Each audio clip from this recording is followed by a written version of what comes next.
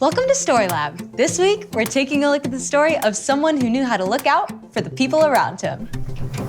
Hey, guess I didn't get the flower power memo. I got you covered. Oh. All right. That's great.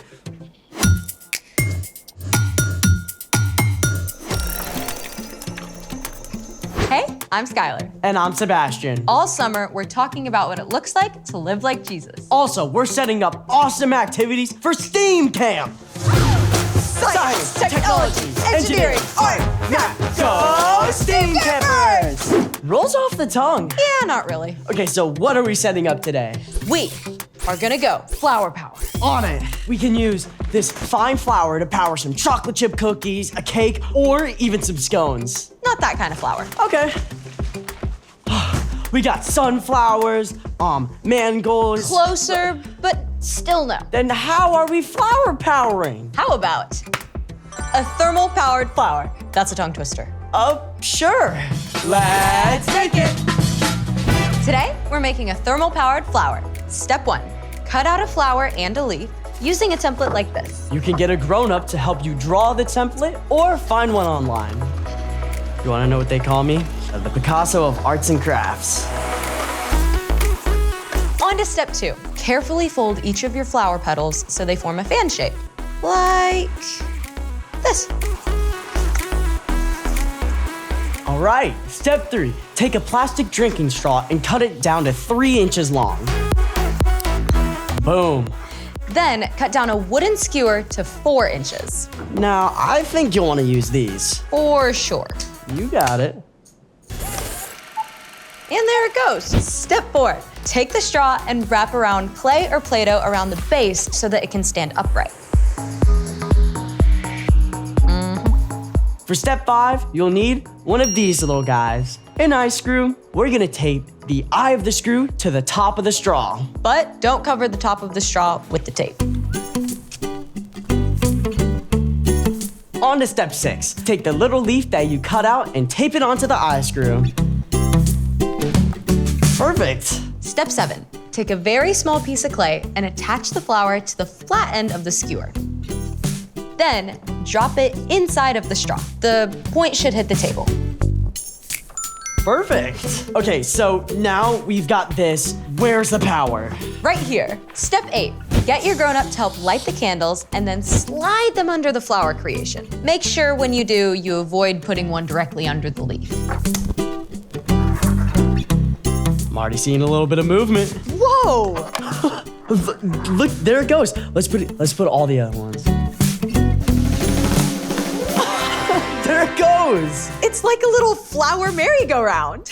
As the candle flames heat up the air around them, the warm air rises. This creates a gentle breeze that catches the petals and causes the flower to spin. You are the wind beneath my wings. Settle down, Bet. I just love how the flames provide such a great boost for the petals. Looking out for their flower friend. Speaking of looking out for others, it's time for The story before the story.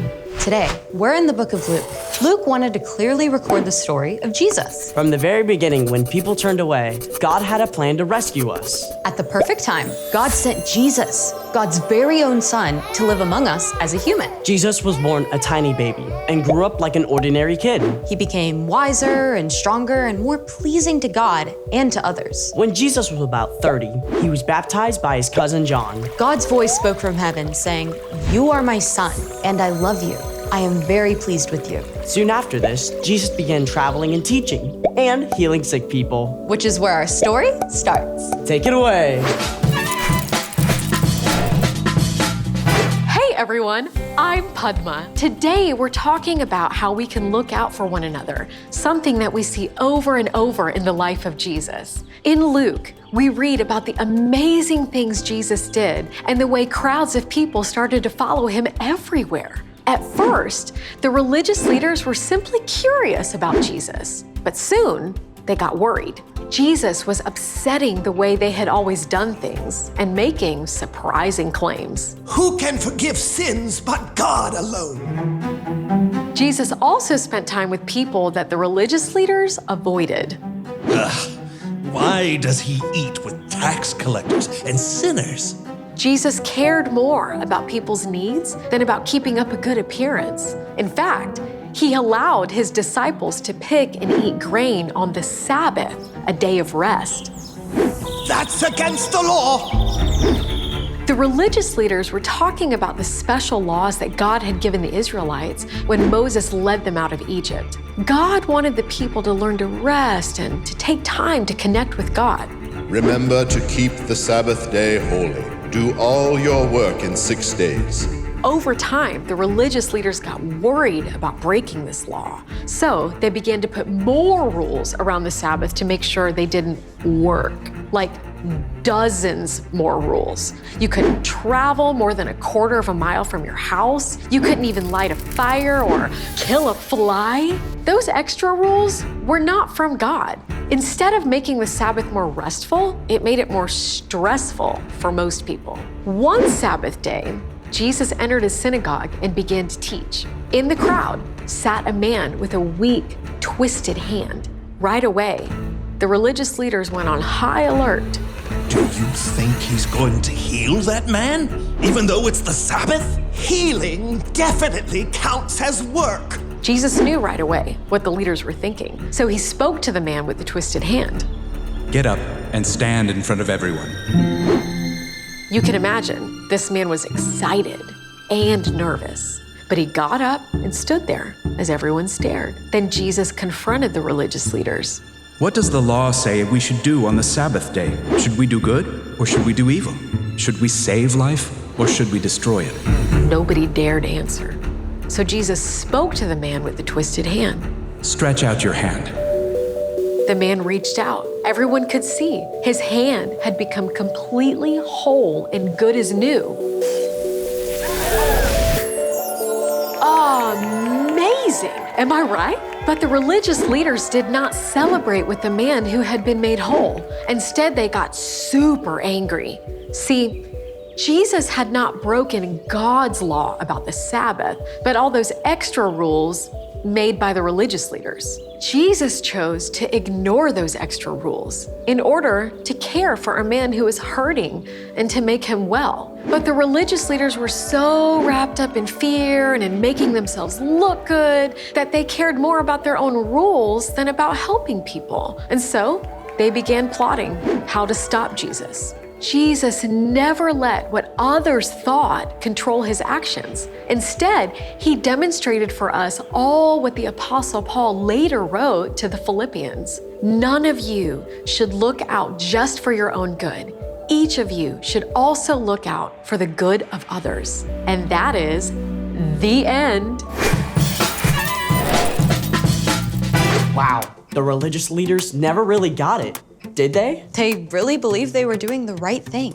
They sure did, but in the end, they were just looking out for themselves. So, what's our part in the story? All this summer, we're talking about how we can live and love like Jesus. And when we look at Jesus, we see that he kept his focus on other people instead of on himself. He cared more about looking out for others than making himself look good. That's so hard to do sometimes. I mean, my default setting is me. Yeah, it's easy to think about what I want and what I need.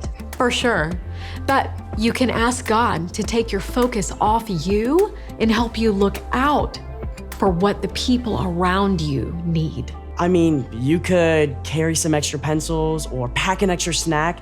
So if someone needs one, you can give it to them. You could look out for new people at school or church and invite them to hang out with you. You could be on the lookout for kids who need someone to play with at recess. For kids who need a place to sit at lunch. For kids who need someone to listen. Those are great ideas. And the more time and energy you spend looking out for others, the more God can work through you to change the world around you. I love it. I'm in. Me too. See you next time.